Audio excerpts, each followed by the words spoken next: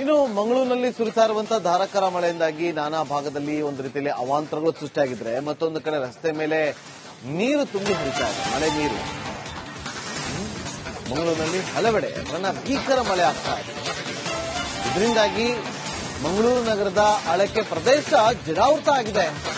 ಬಂಟ್ವಾಳ, ಉಳ್ಳಾಳ 3 ತಾಲೂಕಿನಲ್ಲಿ ಮಳೆ ಅಬ್ಬರಿಸಿದೆ. ಮುಂಜಾಗ್ರತಾ ಕ್ರಮವಾಗಿ ಶಾಲೆಗಳಿಗೆ ರಜೆಯನ್ನು ಕೂಡ ಘೋಷಣೆ ಮಾಡಲಾಗಿದೆ. ಸಮುದ್ರ ಮೀನುಗಾರಿಕೆಗೆ ಹೋಗದಂತೆ ನಿಷೇಧಾಜ್ಞೆಯನ್ನು ಕೂಡ ಹೊರಡಿಸಲಾಗಿದೆ. ಅಧಿಕಾರಿಗಳು ಅವರವರ ಕ್ಷೇತ್ರವನ್ನು ಬಿಟ್ಟು ಎಲ್ಲೂ ಹೋಗಬಾರದು ಅಂತೇಳಿ ಖಡಕ್ ಸೂಚನೆ ಕೂಡ ಕೊಡಲಾಗಿದೆ. ನೋಡಿ, ಇಲ್ಲಿ ಎಲ್ಲಿ ಹಳ್ಳ ಇರುತ್ತೆ, ಎಲ್ಲಿ ಚರಂಡಿ ಇರುತ್ತೆ, ಏನು ಗೊತ್ತಾಗೋದಿಲ್ಲ. ತುಂಬಾ ಹುಷಾರಾಗಿ ಹೋಗ್ಬೇಕಾಗುತ್ತೆ ಇಂಥ ಸಂದರ್ಭದಲ್ಲಿ. ನೋಡಿ, ಇಲ್ಲಿ ನಿಧಾನ ಅಲ್ಲಿ ಚರಂಡಿ ಉಂಟಾ ಅಂತ ಮಾಡೋಣ.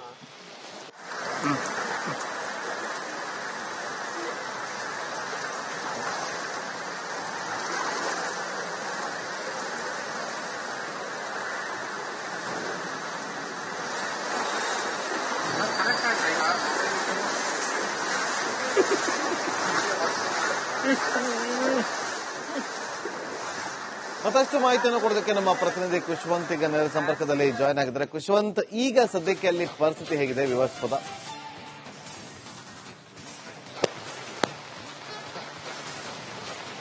ನಾಗೇಂದ್ರ ಬಾಬು, ನಾನೀಗ ಮಂಗಳೂರಿನ ಅಳಕೆ ಪ್ರದೇಶದ ಭಗವತಿ ನಗರದಲ್ಲಿದ್ದೇನೆ. ನೋಡಬಹುದು ಪರಿಸ್ಥಿತಿ ಈಗಲೂ ಕೂಡ ಮಳೆ ಒಂದು ಅರ್ಧ ಗಂಟೆ ಮಳೆ ಬಂದ್ರೆ ಕೆಲ ಹೊತ್ತು ಮಳೆ ಪ್ರಮಾಣ ತಗ್ಗುತ್ತೆ, ನಂತರ ಧಾರಾಕಾರವಾಗಿ ಮಳೆ ಸುರಿಯುತ್ತೆ. ನೋಡಬಹುದು ಈಗ ಪುನಃ ಮಳೆ ಯಾವ ಮಟ್ಟಿಗೆ ಇಲ್ಲಿ ಸುರಿತಾ ಇದೆ ಅನ್ನೋದನ್ನ ನಾನು ತೋರಿಸ್ತಾ ಇದ್ದೇನೆ.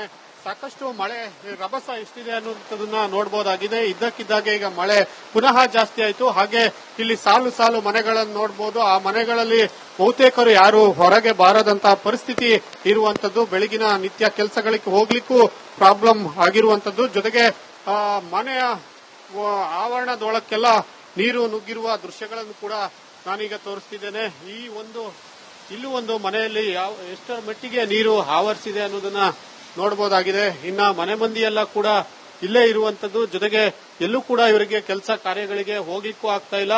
ಮನೆಯನ್ನ ಕ್ಲೀನ್ ಮಾಡುವಂತ ಕೆಲಸವನ್ನ ಮಾಡ್ತಾ ಇದ್ದಾರೆ. ಜೊತೆಗೆ ಸಾಕಷ್ಟು ಮಳೆ ನಿರಂತರವಾಗಿ ಸುರಿತಾ ಇದೆ. ನಾವು ಇಲ್ಲಿ ನಿರಂತರವಾಗಿ ಮಳೆಯಿಂದ ಜನಜೀವನ ಅಸ್ತವ್ಯಸ್ತವಾಗಿರುವಂತದ್ದು.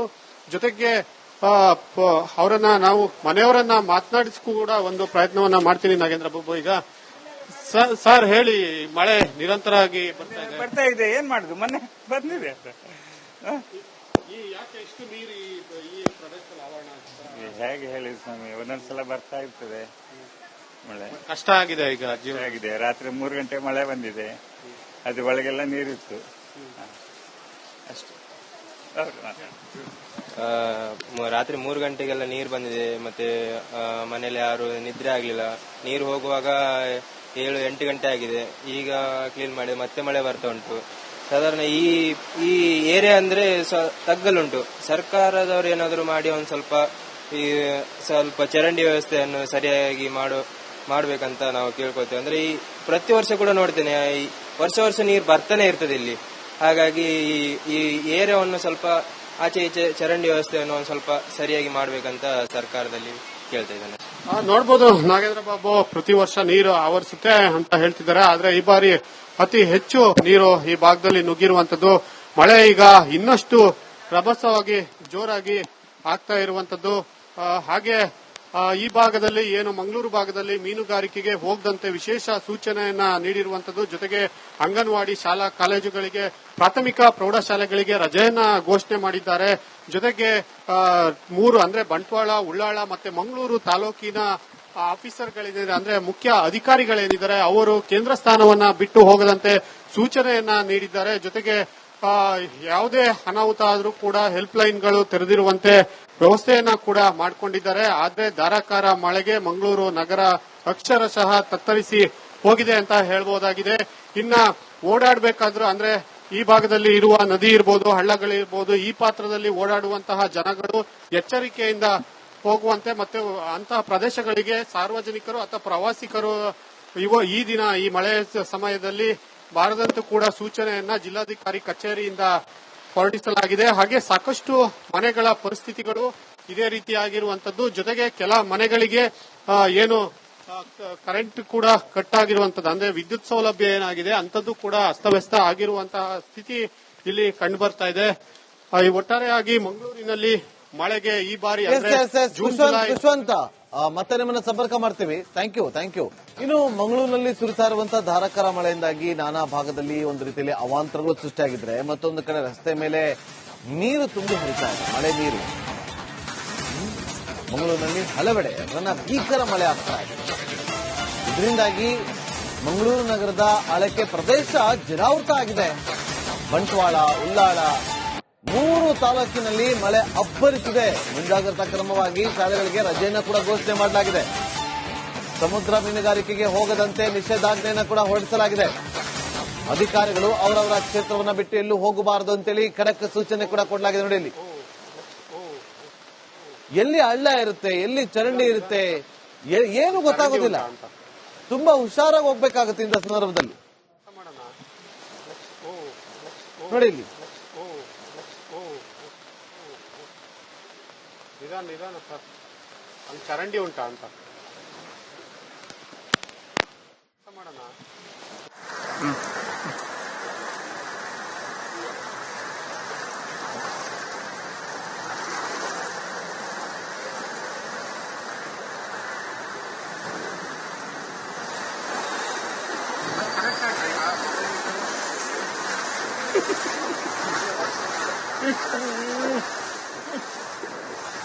ಮತ್ತಷ್ಟು ಮಾಹಿತಿಯನ್ನು ಕೊಡೋದಕ್ಕೆ ನಮ್ಮ ಪ್ರತಿನಿಧಿ ಖುಷ್ವಂತ್ ಈಗ ನೇರ ಸಂಪರ್ಕದಲ್ಲಿ ಜಾಯ್ನ್ ಆಗಿದ್ದಾರೆ. ಖುಷ್ವಂತ್, ಈಗ ಸದ್ಯಕ್ಕೆ ಅಲ್ಲಿ ಪರಿಸ್ಥಿತಿ ಹೇಗಿದೆ ವಿವಾದಾಸ್ಪದ?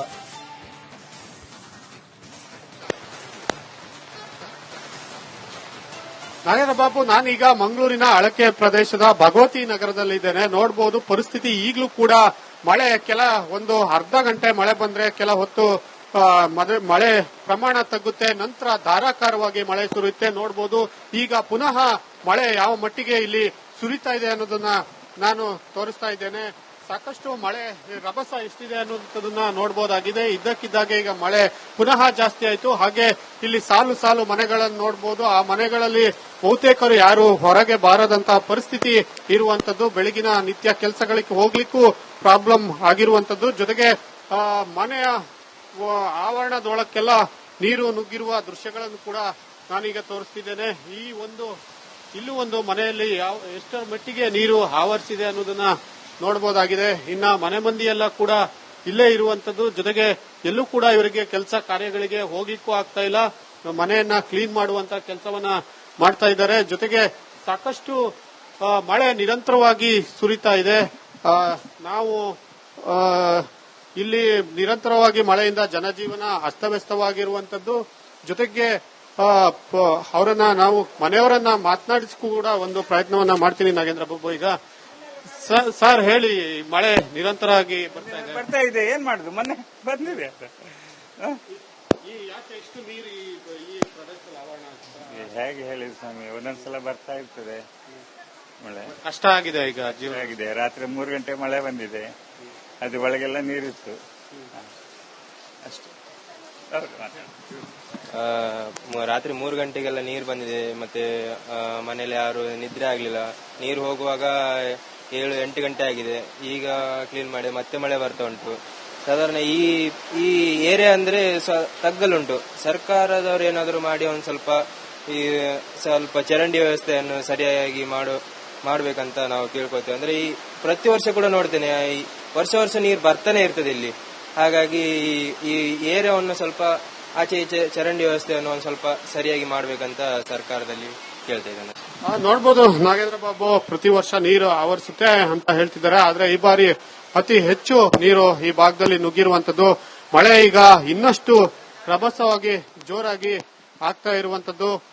ಹಾಗೆ ಈ ಭಾಗದಲ್ಲಿ ಮಂಗಳೂರು ಭಾಗದಲ್ಲಿ ಮೀನುಗಾರಿಕೆಗೆ ಹೋಗದಂತೆ ವಿಶೇಷ ಸೂಚನೆಯನ್ನ ನೀಡಿರುವಂತದ್ದು. ಜೊತೆಗೆ ಅಂಗನವಾಡಿ ಶಾಲಾ ಕಾಲೇಜುಗಳಿಗೆ, ಪ್ರಾಥಮಿಕ ಪ್ರೌಢಶಾಲೆಗಳಿಗೆ ರಜೆಯನ್ನ ಘೋಷಣೆ ಮಾಡಿದ್ದಾರೆ. ಜೊತೆಗೆ 3 ಅಂದ್ರೆ ಬಂಟ್ವಾಳ, ಉಳ್ಳಾಳ ಮತ್ತೆ ಮಂಗಳೂರು ತಾಲೂಕಿನ ಆಫೀಸರ್ಗಳಿದ್ದಾರೆ, ಅಂದ್ರೆ ಮುಖ್ಯ ಅಧಿಕಾರಿಗಳೇನಿದ್ದಾರೆ ಅವರು ಕೇಂದ್ರ ಸ್ಥಾನವನ್ನ ಬಿಟ್ಟು ಹೋಗದಂತೆ ಸೂಚನೆಯನ್ನ ನೀಡಿದ್ದಾರೆ. ಜೊತೆಗೆ ಯಾವುದೇ ಅನಾಹುತ ಆದ್ರೂ ಕೂಡ ಹೆಲ್ಪ್ ಲೈನ್ಗಳು ತೆರೆದಿರುವಂತೆ ವ್ಯವಸ್ಥೆಯನ್ನ ಕೂಡ ಮಾಡಿಕೊಂಡಿದ್ದಾರೆ. ಆದ್ರೆ ಧಾರಾಕಾರ ಮಳೆಗೆ ಮಂಗಳೂರು ನಗರ ಅಕ್ಷರಶಃ ತತ್ತರಿಸಿ ಹೋಗಿದೆ ಅಂತ ಹೇಳ್ಬಹುದಾಗಿದೆ. ಇನ್ನ ಓಡಾಡಬೇಕಾದ್ರೂ ಅಂದ್ರೆ ಈ ಭಾಗದಲ್ಲಿ ಇರುವ ನದಿ ಇರ್ಬೋದು, ಹಳ್ಳಗಳಿರ್ಬೋದು, ಈ ಪಾತ್ರದಲ್ಲಿ ಓಡಾಡುವಂತಹ ಜನಗಳು ಎಚ್ಚರಿಕೆಯಿಂದ ಹೋಗುವಂತೆ ಮತ್ತೆ ಅಂತಹ ಪ್ರದೇಶಗಳಿಗೆ ಸಾರ್ವಜನಿಕರು ಅಥವಾ ಪ್ರವಾಸಿಗರು ಈ ದಿನ ಈ ಮಳೆ ಸಮಯದಲ್ಲಿ ಬಾರದಂತೂ ಕೂಡ ಸೂಚನೆಯನ್ನ ಜಿಲ್ಲಾಧಿಕಾರಿ ಕಚೇರಿಯಿಂದ ಹೊರಡಿಸಲಾಗಿದೆ. ಹಾಗೆ ಸಾಕಷ್ಟು ಮನೆಗಳ ಪರಿಸ್ಥಿತಿಗಳು ಇದೇ ರೀತಿಯಾಗಿರುವಂತದ್ದು. ಜೊತೆಗೆ ಕೆಲ ಮನೆಗಳಿಗೆ ಏನು ಕರೆಂಟ್ ಕೂಡ ಕಟ್ ಆಗಿರುವಂತದ್ದು, ಅಂದ್ರೆ ವಿದ್ಯುತ್ ಸೌಲಭ್ಯ ಏನಾಗಿದೆ ಅಂತದ್ದು ಕೂಡ ಅಸ್ತವ್ಯಸ್ತ ಆಗಿರುವಂತಹ ಸ್ಥಿತಿ ಇಲ್ಲಿ ಕಂಡು ಬರ್ತಾ ಇದೆ. ಒಟ್ಟಾರೆಯಾಗಿ ಮಂಗಳೂರಿನಲ್ಲಿ ಮಳೆಗೆ ಈ ಬಾರಿ ಖುಷ್ವಂತ ಮತ್ತೆ ನಿಮ್ಮನ್ನ ಸಂಪರ್ಕ ಮಾಡ್ತೀವಿ. Thank you.